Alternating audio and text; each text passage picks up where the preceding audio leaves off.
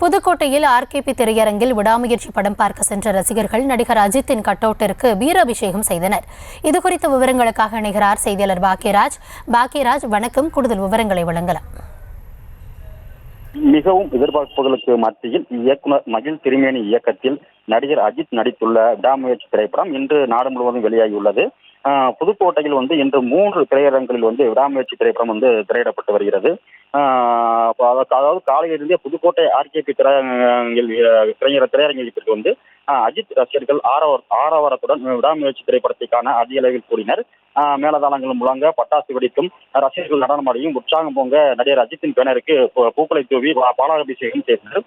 இதற்கெல்லாம் ஒருபடி மேலாக அஜித் ரசிகர் ஒருவர் நடிகர் அஜித் பேனருக்கு பீரால் அபிஷேகம் செய்தது ஒரு சர்ச்சையை ஏற்படுத்துற வகையில் அமைந்திருக்கு.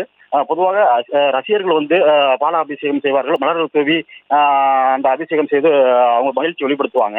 அந்த ரசிகர்கள் ஒருவர் பீரால் தீரன அபிஷேகம் செய்தது ஒரு பரபரப்பாக பேசப்பட்டு வருகிறது. விவரங்களுக்கு நன்றி பாக்கியராஜ்.